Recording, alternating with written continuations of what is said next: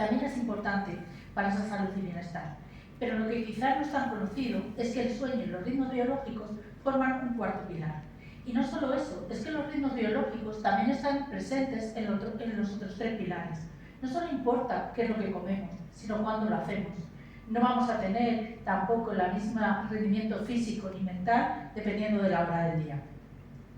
Pero para que entiendan esto, les voy a contar una pequeña historia. Y es que desde que la vida se originó en nuestro planeta, lo ha hecho en un entorno cíclico que ha supuesto la alternancia del ciclo luz-oscuridad y la llegada de las estaciones.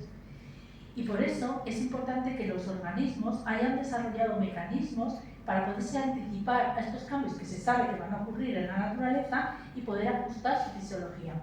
Así los animales pues, se preparan para una larga migración, para pasar el invierno en hibernación, para saber cuándo reproducirse, o las plantas para saber cuándo es el momento que hay de la floración. Eso implica que necesariamente debe de existir algún mecanismo para medir el tiempo. Eso es lo que llamamos un reloj biológico. Bueno, y en el caso de humanos, ese reloj, ¿dónde está y cómo funciona? Pues en humanos está aquí, en el cerebro, bastante profundo. Se llama el núcleo supraquiasmático del hipotálamo, pero en realidad no trabaja solo, y por eso hablamos de todo un sistema circadiano. Circadiano significa cercano al día. Y les presento este sistema porque seguro que del sistema renal o cardiovascular han oído hablar, pero quizá de este no tanto. Bueno, pues este marcapasos principal, como decía, no solo trabaja solo, hay relojes en prácticamente todos los órganos y tejidos, y además este reloj es como los viejos relojes de cuerda, que tiende, por regla general, a retrasar. Nuestra tendencia natural es a vivir días un poquito más largos de las 24 horas, y por eso hay señales que ponen en hora el reloj. La más importante, el ciclo luz-oscuridad, pero también los contactos sociales, los horarios de ejercicio o los horarios de alimentación, que son importantes para estos relojes periféricos. ¿Y cómo funciona el reloj? Pues difunde su señal temporal mediante señales nerviosas y también hormonales. La más importante es melatonina, seguro que este nombre les suena a muchos de ustedes, incluso a lo mejor puede que la consuman. Y esta, como decía, señal temporal va a hacer que prácticamente cualquier proceso fisiológico en el que puedan pensar, el ciclo sueño-vigilia, la actividad locomotora de los animales, la temperatura corporal, la presión arterial, la secreción de las hormonas, va a variar a lo largo de las 24 horas. Incluso algunas de ellas, como el sueño, condicionan cómo nos exponemos al año, porque dependiendo de a qué hora nos acostemos o a qué hora nos levantemos, eso va a determinar nuestro primer contacto con la luz. Y luego les explicaré que esto tiene su importancia. Pero no solo es importante que las variables oscilen a lo largo de las 24 horas y muestren un patrón, sino que tienen que estar ajustadas entre sí. Y ese ajuste entre sí viene determinado por el núcleo supraquiasmático. Sería como un director de orquesta, y cada nota va entrando en el momento adecuado, y entonces tenemos una bonita melodía. Pero, si por el motivo que sea los ritmos se desajustan entre sí, o del ciclo luz-oscuridad, o de nuestro patrón de actividad-descanso, entonces la música se convierte en ruido. A ese ruido es al que llamamos cronodisrupción, y sabemos que está asociado a mayor riesgo de sufrir diferentes patologías como las que les muestro en la diapositiva. Y, bueno, ¿cómo se genera esa cronodisrupción? Pues básicamente dando mal cuerda al reloj. Si decíamos que era importante la luz y la oscuridad, pues exponernos a luz durante la noche o falta de luz durante el día es una forma de generarlo. También el picoteo continuo, el sedentarismo, que la temperatura ambiental sea constante, el jet lag cuando cruzamos zonas horarias, el jet lag social, que explicaré al final en qué consiste, por supuesto el trabajo a turno, algunas patologías oculares o el propio proceso de envejecimiento. Por eso es importante, voy a hablar del sueño, pero también voy a hablar de tiempos, porque es importante que el tiempo interno, ese que marca nuestro reloj biológico, esté en línea con el tiempo externo ambiental, con el ciclo luz-oscuridad, pero también con ese tiempo externo social, esos horarios de trabajo o de ocio que a veces nos limitan cuánto podemos dormir. Y es importante que estén los tres alineados para que no aparezca la cronodisrupción ni tampoco los trastornos circadianos del sueño. Así que, si me lo permiten, voy a ir hablando un poquito de cada uno de ellos. Vamos a empezar con el tiempo interno. El tiempo interno, no sé si conocen la palabra o la han oído, cronotipo. Hay personas que son más búhos y otros que son más alondras. Básicamente los búhos son personas que tienden a vivir días más largos de 24 horas. son los que les cuesta mucho levantarse por la mañana, pero están muy activos hasta altas horas de la noche. Y en el otro lado tenemos las alumnas. Las alumnas son las personas que se levantan y enseguida tienen hambre, están muy activas, pero no las busques a partir de cuando se acerca la noche porque rápidamente colapsan. Y luego la mayoría de la gente que está pues aquí intermedio, en un cronotipo indefinido. Pues este cronotipo cambia con la edad. Esta gráfica representa el centro del sueño y aquí hay un momento, si ven este pico, coincide con aproximadamente los 20 y pocos años, es el máximo de vespertinidad. Cuando somos jóvenes, adultos jóvenes y adolescentes, la tendencia de nuestro reloj es a retrasar. Así que si su hijo adolescente no se levanta de la cama y no hay forma de acostarle por la noche, no es que se haya vuelto vago, es su reloj biológico, ¿vale? Así que le pueden echar la culpa a él. Sin embargo, los niños y las personas mayores son más matutinas. A medida que nos hacemos mayores, nuestra hora de acostarnos y de levantarnos es más temprana. Pero además hay diferencias entre hombres y mujeres. Si se fijan, las mujeres tienden a ser más matutinas que los hombres, aunque la cosa cambia un poco a partir de la menopausia, ¿vale? Así que en esta tendencia, que también tiene un componente genético, influye nuestro género y influye también la edad que tengamos. Claro, ser matutino está muy bien aceptado socialmente, porque son las personas que consideramos eficaces, pero un vespertino lo tiene bastante peor, porque choca con los errores establecidos. Su tiempo interno choca. Y si quieren tener un ejemplo y quieren verlo, hay una serie que se llama Modern Love que dice chica nocturna encuentra chica diurna. Y lo que pone de manifiesto es una chica que es una vespertina extrema, un búho muy extremo, cómo se enfrenta a sus problemas del día a día y cómo afectan a su relación de pareja y a sus relaciones laborales. Pero decíamos que íbamos a hablar de sueño, y es que el sueño también refleja el tiempo interno del reloj biológico. ¿Cómo es una noche de sueño? Pues en una noche de sueño tenemos unas primeras etapas que se llaman de sueño no REM. Y aproximadamente son 2/3 de la noche, por eso he hecho las fotos proporcionales al tamaño.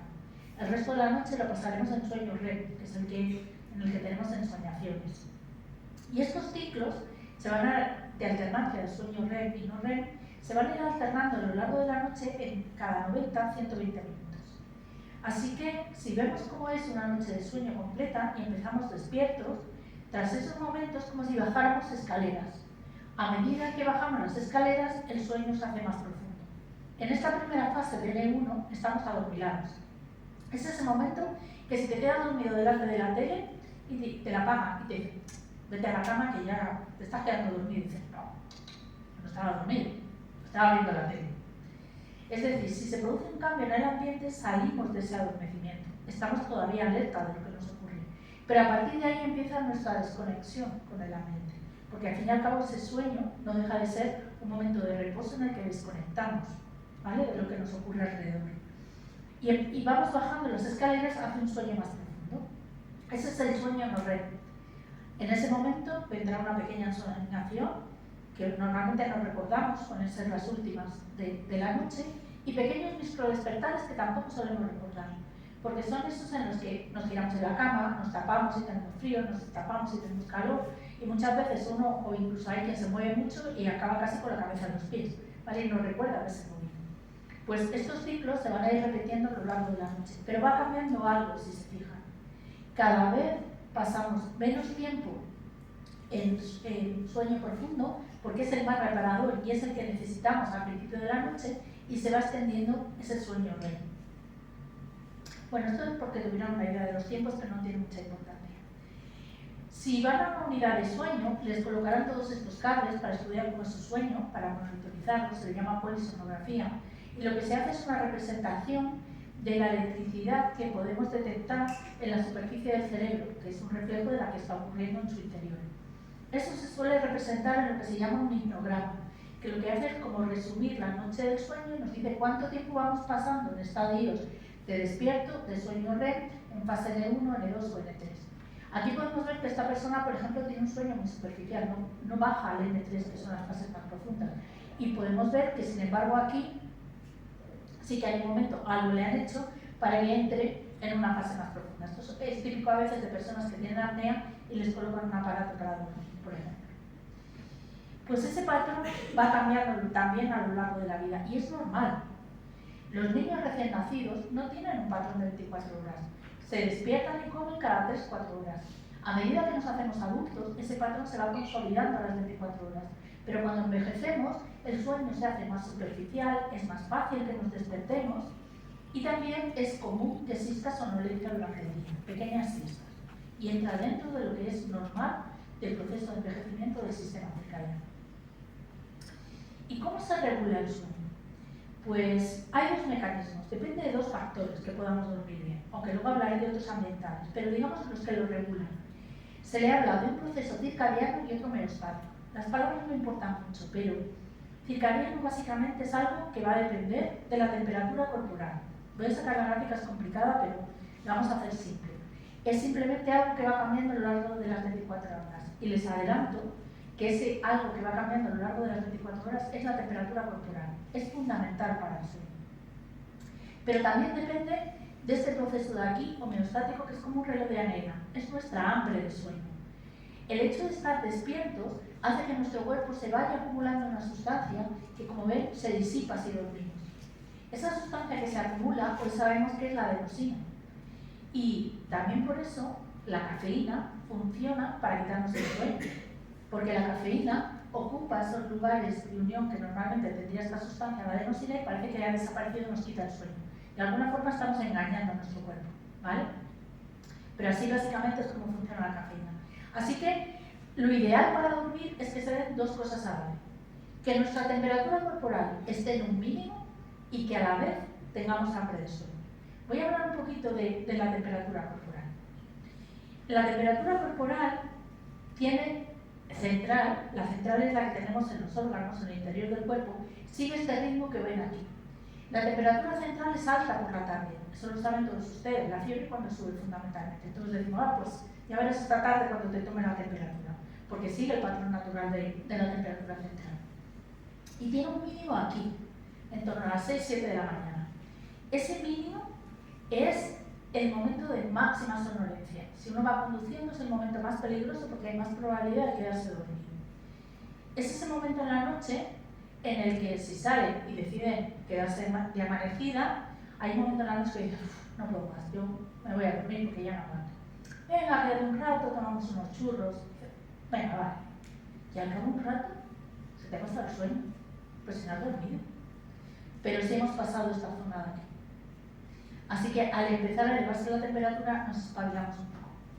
Por eso, si tras no haber dormido en la noche, dormimos durante el día cuando nuestra temperatura corporal es alta y vuelvo para atrás, nuestro sueño es mucho más corto, más superficial y de peor calidad. Así que es importante dormir coincidiendo con el mínimo de temperatura central. Nosotros medimos la temperatura de la piel, que es este otro patrón que ven aquí, y es simplemente porque es un patrón inverso al de la temperatura central. ¿Qué quiere esto decir? Miren, para que podamos dormir y la temperatura de nuestro cuerpo baje, como el calor procede del interior del cuerpo, yo tengo que poder perder ese calor al ambiente. ¿Cómo pierdo el calor al ambiente? Tengo que enviarlo a algún sitio cerca de la superficie corporal. Pues eso es lo que hago. Enviar la sangre caliente a zonas que son ventanas térmicas, las manos, los mofletes, las orejas, la cara. Un niño que tenga sueño se enciende como un semáforo. Las orejas se le ponen rojos y los mofletes se le ponen rojos.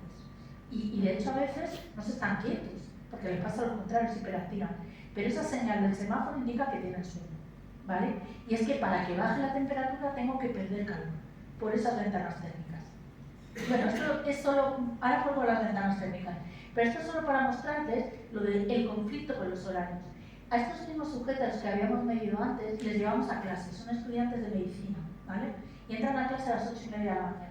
Pues fíjense, cada vez que la temperatura está alta es porque su tendencia a dormir, temperatura de la piel alta, es porque la central está baja, ¿vale? Su tendencia a dormir es alta. Pues fíjense, primera hora de clase se les va la temperatura, salen al pasillo y se despejan. Segunda hora de clase, salen al pasillo y se despejan. Tercera hora de clase, la temperatura casi tan alta como por la noche, y a cuarta hora muchos ya ni van. Así que, demostrado que la temperatura tiene mucha relación con el sueño, piensen en qué es lo que les ocurre cuando tienen calor por la noche. Lo primero que van a hacer es esto, sacar una mano, un pie, una ventana térmica que nos permita perder calor al ambiente. Y en invierno lo contrario, con los pies fríos no se duerme, no hay forma de dormir. Con los pies fríos tampoco podemos dormir, porque no podemos perder calor al ambiente. Así que cada cual puede buscarse el sistema que quiera, calentarse en su pareja, pero unos calcetines pueden funcionar, ¿vale? Y otras de las recomendaciones que con respecto a la temperatura y al sueño es que a la hora de ir a dormir, una buena idea es darse una ducha. El contraste de temperatura que nos facilita la ducha, que ayuda a que vaya esa caída que se va a producir luego de forma natural, ayuda a esa vasodilatación y que empecemos a dormir bien. Lo mismo puede ser un baño relajante, pero bueno, esto consume menos agua. Otra buena idea, verán que después de tanto estudiar, les voy a decir un montón de cosas que dirían, eso ya lo sabía yo. Solo les vamos a explicar quizá el cómo. Porque seguro que alguien lo hemos oído, tómate un vasito de leche caliente para dormir bien. Pues sí, porque la temperatura de la leche ayuda a dormir bien, pero es que además tiene triptófano. El triptófano es el precursor de la melatonina y por lo tanto también le estamos dando una buena señal a nuestro reloj biológico. De hecho, otra cosa importante es la temperatura de la habitación, que es bastante fresca. Se recomienda que para dormir la temperatura tiene que estar entre los 16 y los 21 grados centígrados, ¿vale? Así que imposible dormir en las noches tórridas de Murcia. ¿Y por qué es importante el sueño? ¿Para qué sirve el sueño?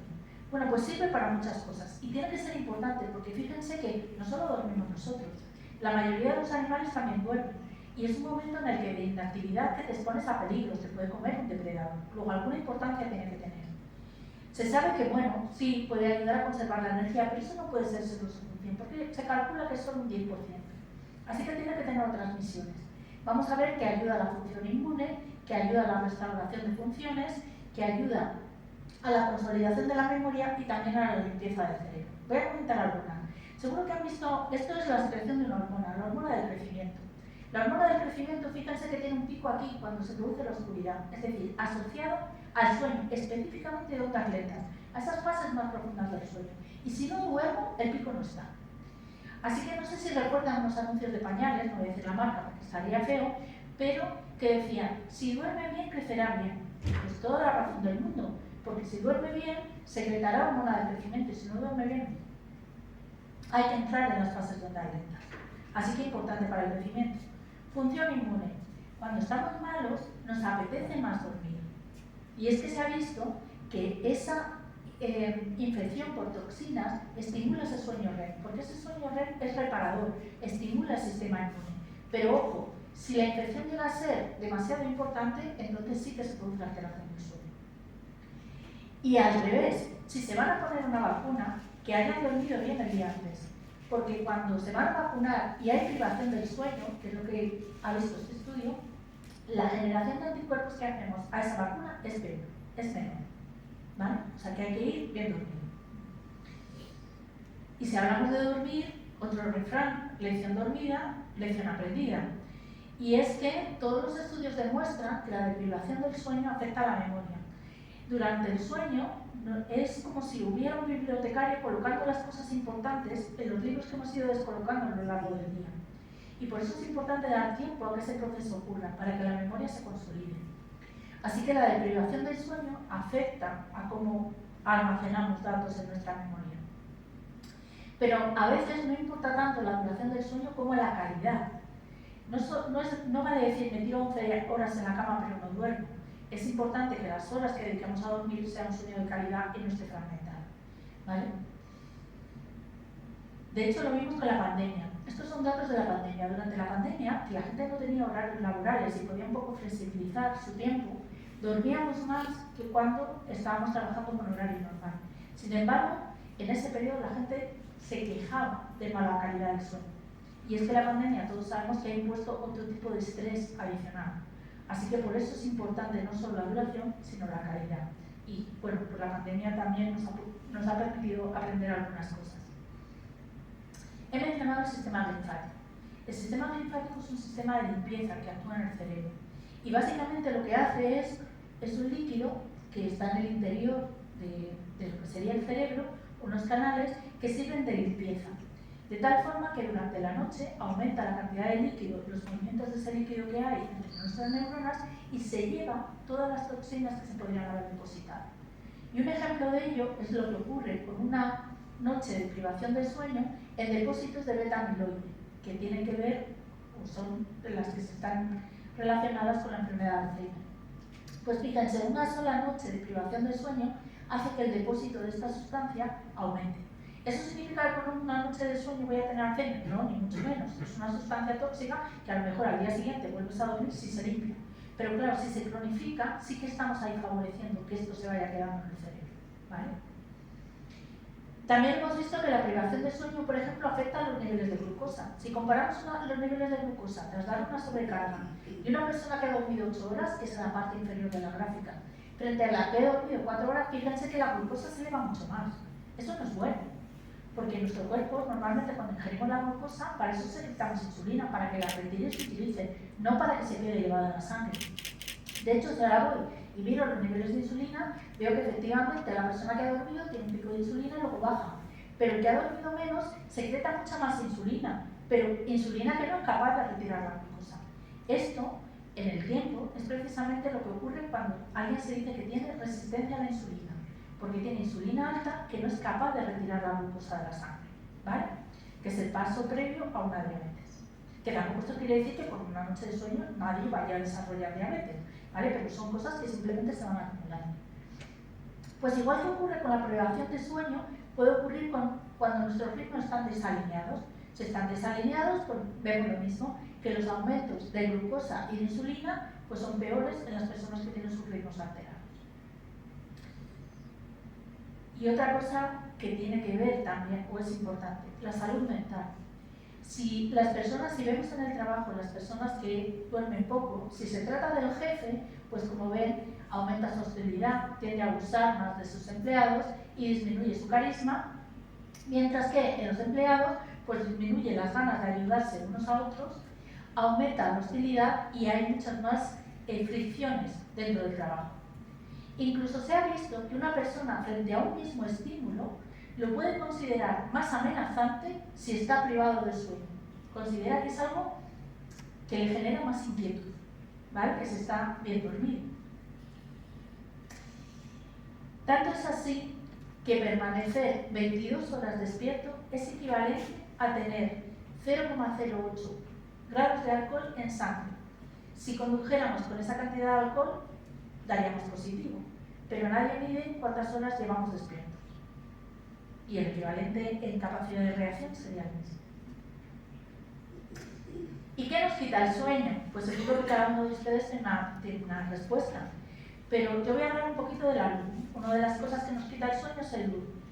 Esta es una frase que se publicó en Nature en el año 2013 y que dice: cuanto más encendemos nuestra noche, menos dormimos. Y es que dormir por la noche, encender la luz por la noche tiene un problema. La melatonina es una hormona que se considera oscuridad química, se eleva solo por la noche. Pero necesita dos condiciones: que se lo marque el reloj biológico, ha llegado la noche, nos vamos a elevar, y que haya oscuridad, porque si hay luz, la secreción de esta hormona se inhibe. Y en este sentido, no todas las luces son iguales. Hoy sabemos que la retina, además de los conos y bastones que están implicados en la visión, que seguro que a todos ustedes les suena, hay unas células específicas, que las tenemos aquí con una M, no se ve muy bien, tienen un pigmento que se llama melanopsina, y ese pigmento es directamente sensible a la luz, y especialmente de una longitud concreta, entre los 460 y los 480 nanómetros. Básicamente es una luz bastante azulada, el pico del azul estaría aquí. Estos son unas células que llevan la información, por eso hablamos de fotorrecepción circadiana, directamente al reloj biológico, por una vía nerviosa, tracto retino hipotálamico. No hace falta que se queden con el nombre, que parece un trabalenguas. La cuestión es que pueden existir personas ciegas que no tengan visión consciente, pero sí conserven intactas estas células ganglionares y por lo tanto su reloj se mantenga sincronizado. Mientras que hay otras personas ciegas que el problema que tienen es una nucleación, no tienen los ojos, y que suelen tener problemas recurrentes de sueño precisamente porque les falta esta señal de entrada del ciclo de luz-oscuridad que les ponga en una. Así que, sabiendo esto, hay que evitar la luz por la noche.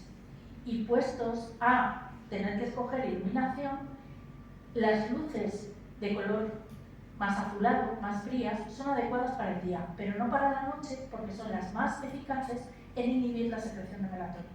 Así que para la noche, mejor las luces que se llaman cálidas, que cuando compren bombillas solo tienen que girarla y ahora casi todas suelen llevar si es cálida o es fría, o neutra.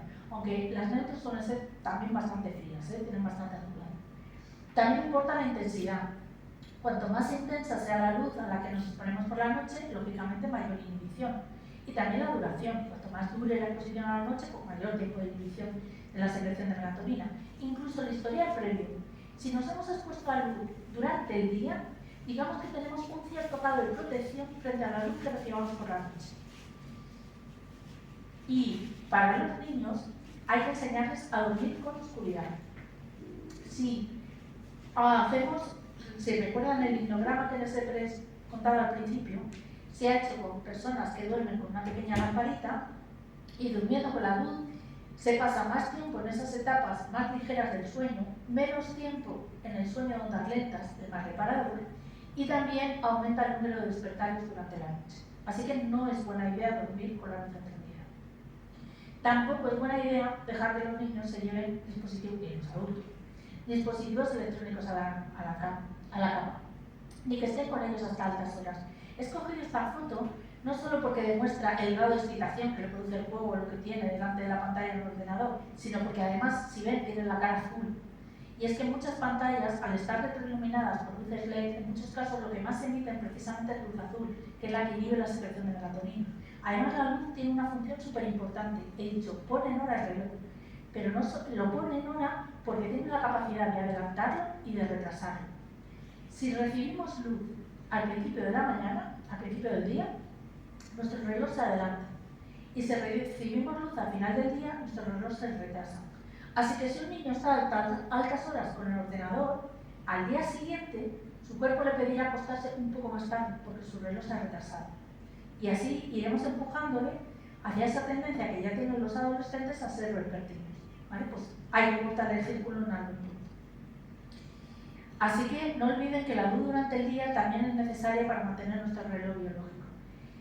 2 horas de luz brillante. No digo tomar el sol, pasear en exteriores, pero recibiendo directamente la luz del sol. Si han pasado un día en la playa, esa noche duermen magníficamente bien, aunque no hayan hecho nada, solo están tumbados bajo una sombrilla. Es porque en la playa hay muchísima luz y encima la arena tiene un albedo que refleja muchísimo la luz. Pues tenemos un rebote de secreción de melatonina por la noche muy importante y dormimos magníficamente bien. Y una pincelada del tiempo laboral. Bueno, que el trabajo a turnos es nocivo, ya lo sabemos, y se sabe desde hace mucho tiempo, por eso, de hecho, la Agencia Internacional de Investigación sobre el Cáncer lo considera posiblemente carcinogénico para humanos y lo incluye en el grupo 2A, pero como no estamos en esta situación y además para esto hay que trabajar a turnos durante muchos años en turno de noche y nadie le va a dar cáncer mañana por trabajar 1 o 2 noches a turno, ni siquiera durante años, voy a hablar de algo más del día a día. Voy a comparar España con Alemania. Saben que tenemos la misma hora oficial, ¿vale? Pues esta es la gente que encontramos trabajando en Alemania, en color clarito, y la gente que encontramos trabajando en España en función de la hora del día. Es verdad que los alemanes entran un poquito antes a trabajar, pero tampoco mucho más. Pero fíjense la pausa a mediodía. La suya cerca de la 1, en la nuestra más cerca de las 2:30, 3. Ya hay 1 hora y media, no 1 hora de diferencia. Y fíjense sobre todo en cuánto empieza a salir la gente a trabajar. En España salimos mucho más tarde. Es verdad que siempre va a haber gente trabajando hasta las 1000, pero hablamos de lo que hace la mayoría. Y en un artículo que publicaron en El País, que me gustó mucho la gráfica, lo que hicieron fue, utilizaron la noche del 21 de diciembre como referencia cuando anochecía, y a partir de ahí cuánta gente empezaba a salir antes de trabajar. Y fíjense todos los países y ahí está España. Bueno, Italia también tiene un cierto retraso, pero España además. Claro, si salimos tarde de trabajar y quieren venir a actos como este, tienen que preparar la cena, o ir al gimnasio, o charlar un rato con los amigos, ¿de dónde sacamos el tiempo? Porque el despertador por la mañana va a sonar a la misma hora. ¿A quién le quitan el tiempo? Al sueño. Así que al día siguiente, a las 9 de la mañana, con suerte, que a los adolescentes piensen que es a las 8:15 cuando entren en los institutos, suena, tenemos que entrar a trabajar. Tenemos que desplazarnos. Si es una gran ciudad, encima será en metro. A eso hay que quitarle el tiempo de me levanto, me ducho, me visto, desayuno, lo que quiera que sea que tenga que hacer en la casa. Pongamos 1:30. Entro a las 9, tengo que quitar esa 1:30, me tengo que levantar a las 7:30 de la mañana. ¿vale? Si soy un adulto y me recomiendan dormir unas 8 horas, porque como ven, por cierto, las recomendaciones cambian con la edad, o sea que cuando alguien le pregunte cuánto tengo que dormir, habrá que decir qué edad tiene usted, ¿vale? Pues si son 8 horas, vamos a hacer el cálculo. No debería acostarme más tarde de las 11:30 de la noche. Pero ahora piensa en un instituto. Entran a las 8:15 de la mañana. Supongamos que se levantan a las 7:30, que en 3/4 de hora están listos para llegar al instituto. Claro, pero es que un adolescente además necesita 9 horas. No deberían acostarse más tarde de las 10:30. 10 en algunos casos. ¿Quién lo cumple? Vale. Pero encima llega el fin de semana. Y a veces no es el horario del trabajo, sino el tiempo social. Esta es una gráfica complicada, pero fíjense solo en esto que es fácil de entender. En naranja se pinta cuando duerme la persona, ¿vale? Y aquí está la noche. Entonces puedo saber que esto es un sábado, porque se va a dormir en mitad de la noche y se levanta en mitad del día. Esto es un domingo porque le pasa lo mismo. Aquí el lunes. ¿Por qué? Porque se acuesta un poco antes y claro, se levanta con el despertador. Duerme mucho menos. Martes, miércoles, jueves. El viernes ya ni va a clase, porque era un estudiante. Porque va tan corto de sueño durante la semana que ya no puede levantarse a tiempo. Y se repite la historia el fin de semana y a la semana siguiente. Aquí hay dos cosas. Al principio mencionaba que es la social. Cuando nuestro centro del sueño en los días de trabajo está separado más de 2 horas del centro del sueño en los días libres, tenemos lo que se llama actualmente jet lag social. Pero es que además, ya antes lo hablábamos, la deuda de sueño de los días de entre semana no se recupera durante el fin de semana. Si yo les digo, no coman nada durante la semana, que el fin de semana pueden comer todo lo que quieran, ¿se les va a haber quitado el hambre de los 5 días que han estado sin comer? Pues con el sueño es igual. No, es verdad que ese sueño de mar nos ayuda a recuperar, pero es tanta la deuda que hemos acumulado que no se recupera todo lo que hemos perdido. Y además, esos horarios irregulares afectan al rendimiento académico. Por eso, uno de los proyectos que acabamos de poner en marcha, financiado por la Sociedad Española del Sueño y también por el Instituto Murciano de Investigación Biomédica, se trata precisamente de conocer si el sueño forma parte de lo que se enseña a los niños en los institutos. Igual que se les enseña que una nutrición es adecuada o que hay que hacer ejercicio, pues saber si el sueño también forma parte de esos contenidos, evaluar cómo es su patrón de sueño y también darle un abordaje psicosocial para ver cómo perciben ellos si el sueño es algo o no es importante. Pero bueno, eso solo les presento que tenemos el proyecto en marcha. Espero haberles convencido de que el sueño y los ritmos biológicos son el cuarto pilar para la salud y el bienestar. Agradecer también a la Cátedra del Sueño, como digo, que nos permita este tipo de charlas, que dormir sí tiene ciencia, que es precisamente el eslogan de esta cátedra, que bueno, aquí está la página, si lo meten en Google pues pueden conocer la información. Y si me permiten acabar, no sé si han visto la serie El Misterio del Tiempo, a mí me gustaba bastante, pero bueno, lo vamos a dejar en los consejeros del tiempo de dormir. Así que exposición a luz brillante durante el día y evitar la luz durante la noche, y en el caso de que haya que utilizar luces que sean lo más anaranjadas posibles por la noche, luces cálidas, y dejar las luces frías para lugares como la cocina o el baño que tendremos que utilizar más durante el día. Evitar la constancia ambiental. A veces ponemos la temperatura de la calefacción tan alta que llevamos manga corta en invierno y el aire acondicionado tan fuerte en verano que vamos con una chaqueta. Pues hay que intentar evitar la constancia ambiental. Y no he hablado del ruido, pero obviamente el ruido también es un gran disruptor del sueño. Hay que preparar la habitación, hay que preparar el sueño. No vamos a desconectar simplemente, si estamos súper atareados nos vamos a ir a la cama y vamos como si nos dieran un interruptor, de repente quedamos dormidos. Por eso el ambiente de la habitación ayuda a ese proceso. Así que luces más tenues, colores anaranjados, que la temperatura de la habitación esté fresca y que sea lo más cómodo posible. Y desde luego, no llevarnos dispositivos electrónicos a la cama. Por supuesto, evitar el sedentarismo y, si se puede, el conflicto con el horario laboral, que ya sé que esto pues, no depende de él. Las siestas. ¿Se puede dormir siesta? Pues depende. Pero en general, si se duerme siesta, debería ser menos de 30 minutos. Porque si dormimos más, entramos en esas fases más profundas del sueño. Y salir de ese sueño profundo nos cuesta. Por eso, si dormimos una siesta muy larga, nos levantamos con la cabeza embotada completamente porque tenemos lo que se llama inercia del sueño. Sin embargo, una siesta corta, o si no se hace siesta, mejor aún, a no ser que se necesite, no deberíamos tener somnolencia durante el día, pero si no, procurar que sea corta para que no entre en esas fases demasiado profundas y simplemente nos sirva para descansar un poquito. Ejercicio regular, esto seguro que se lo han oído 1000 veces, pero si además se lo decimos a los cronobiólogos, le diremos, no nos referimos solo a que lo haga 2-3 días a la semana, sino a que lo haga a la misma hora, porque el ejercicio regular es una de las señales que pone en hora su reloj biológico y por lo tanto mejora el funcionamiento del sistema circadiano. Y por lo tanto también hay que intentar evitar el ejercicio intenso a últimas horas del día. Ya sé que con los horarios laborales es difícil conciliarlo todo, pero necesitamos ese tiempo de desconexión. Si hemos hecho una actividad muy vigorosa al final del día, no vamos a llegar a la camita de los retiros. Y que el sueño es importante lo han aprendido hasta los atletas de élite.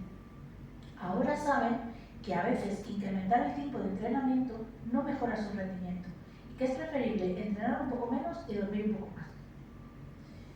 Así que intentar desplazar el ejercicio al día. Además, si son personas jóvenes, tiene la ventaja de que recibirán luz en la franja que adelanta el reloj biológico, que es una forma de compensar esa tendencia a la vespertinidad que tienen las personas jóvenes. En cuanto al horario de comidas, conviene separar la cena al menos 2 horas del momento de ir a dormir. No es buena idea irse con la barriga llena y mucho menos una cena copiosa. Como dice el refrán, siempre me lío, es desayuna como un rey, come como un príncipe, cena como un mendigo, ¿no? Ya les he dicho que iba a utilizar mucho el refrán popular. Pues, ¿perdón? También, pues esa es otra.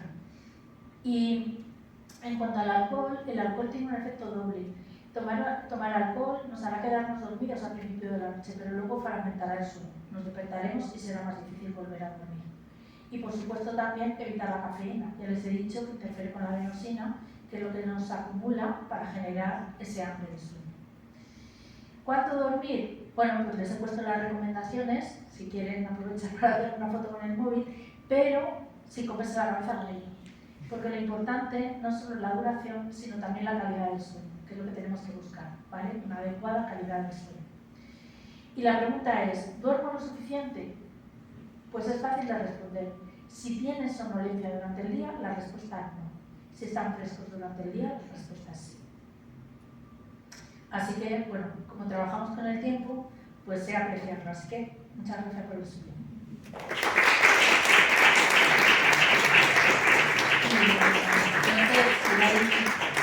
Si tienen preguntas, pues a lo mejor. ¿Las siestas, si se hacen, es mejor con luz? Todo lo que hay que acercarse es a lo que sea más natural. La siesta durante el día con luz. Ten en cuenta que, de hecho, hemos dicho que la luz nos va a dejar el sueño en fases más superficiales. No hay ningún problema. ¿Con bebés también? Con bebés también. Fíjate, a los niños se les puede ayudar a madurar su sistema circadiano.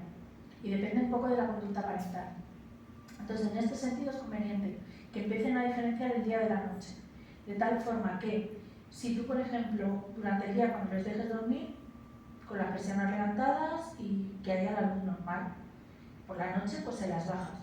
Igual que el día es más ruidoso que la noche. No hace falta que vaya la gente que se ha quedado dormido. Tampoco se trata de montar una fiesta, pero todo lo que vaya maximizando ese contraste entre el día y la noche serán señales que van a ir ayudando con su sistema circadiano maduro. Y por ejemplo, si se puede evitar, no es necesario poner lucecitas. Vale. Yo tengo una de naranja. Si es naranja o esteno, vale.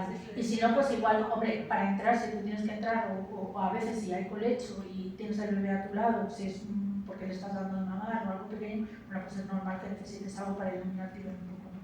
Pero bueno, simplemente les acostumbrando que la noche es oscura, es silenciosa y es fresca.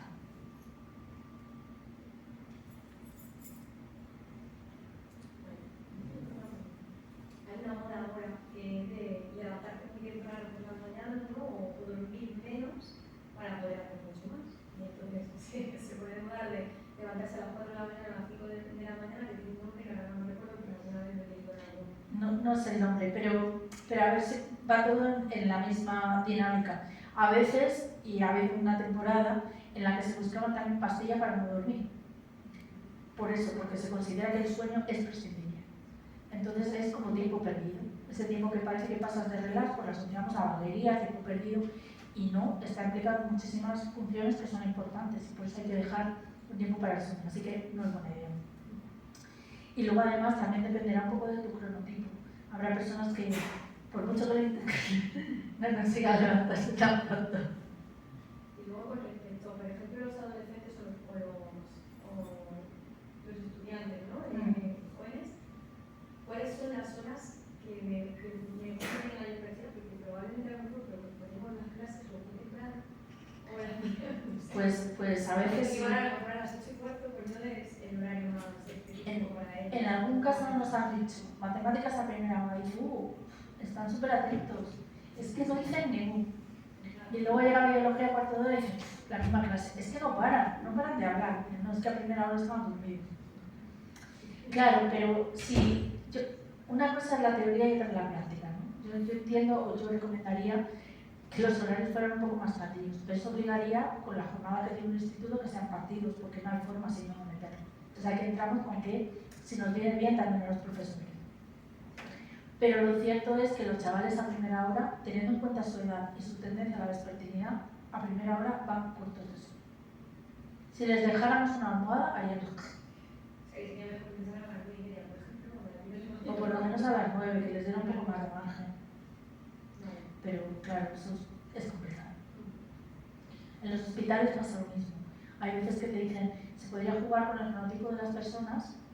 Los que tienen tendencia a ser más vespertinos podrían hacer, por ejemplo, la primera mitad de la noche, ¿vale? Y luego irse a dormir, mientras que el matutino a lo mejor podría levantarse tipo a las 4 de la mañana para empezar a trabajar y hacer la otra mitad de la noche. Cada uno sería su cronotipo.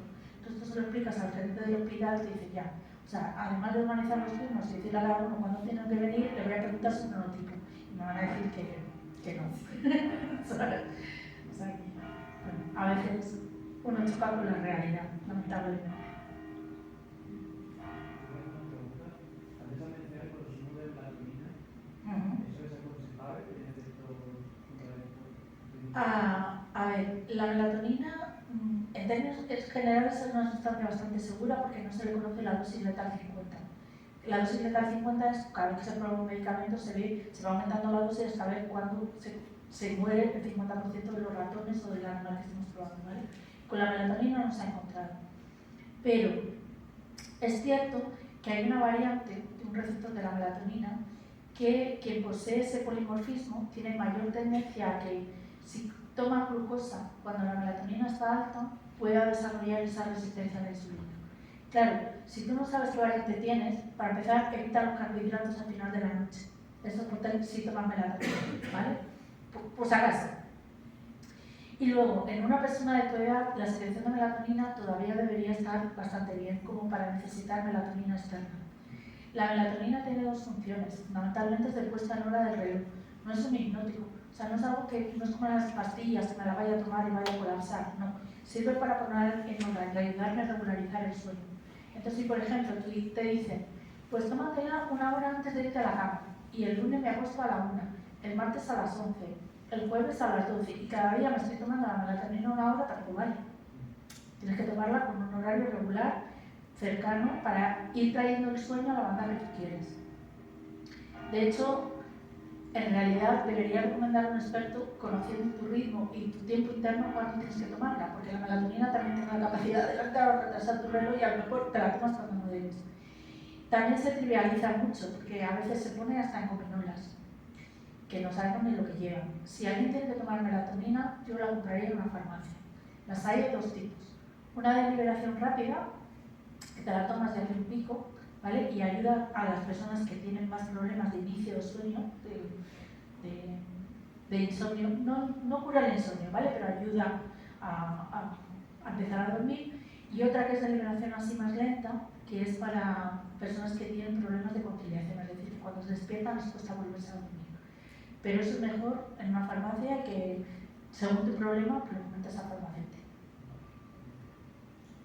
Voy a preguntar, por ejemplo, ¿qué influye en que a veces sueñes más, sueñes menos? Y luego, cuando sueñes a veces más de lo normal, porque te estás más que igual duermes, por ejemplo, menos. Sí, a veces es por este embotamiento, depende de la fase de sueño en la que te despiertes, también contribuye a ese embotamiento. Claro, yo he hecho mucho énfasis en dormir menos de lo normal porque suele ser la mayoría de las cosas, pero en realidad, si vemos las curvas con algunas variables como riesgo cardiovascular y demás, tienen como una pequeña forma de J. Es decir, ni es bueno dormir poco, ni es bueno dormir de más. ¿Vale? Lo ideal es quedarse en la franja de lo recomendado. Y con respecto a por qué se sueña más, no, eso no tengo la idea, la verdad es que desconozco la respuesta. Lo de las ensoñaciones no sé la respuesta, lo siento. Las ensoñaciones son en fase REM. Suelen ser en fase REM, sí. Lo que pasa es que normalmente despertamos la última, aunque hemos tenido varias a lo largo de la noche, como eso es, a no ser que te despiertes y tengas un despertar un poco más largo, entonces a lo mejor sí te acuerdas de que estabas soñando en aquel momento. Pero si no, suele ser el último de la noche, que ya está cercano al despertar, el que te acuerdas, aunque hayas tenido varios a lo largo de la noche. Había levantado a alguien. Aquí hay que preguntar eso mismo. ¿El magnesio sería recomendable también para poder dormir?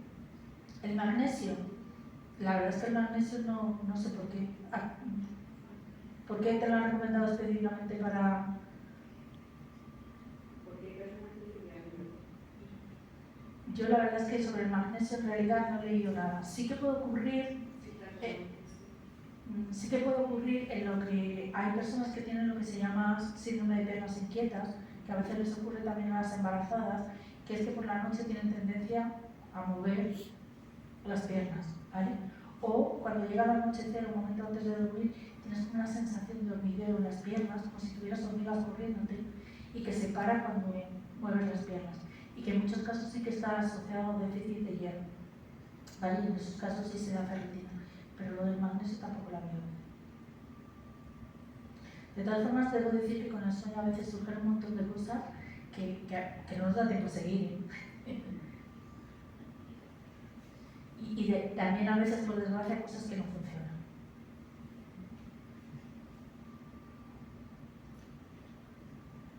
Pues si no tienen más preguntas, nos despedimos aquí. Muchísimas gracias.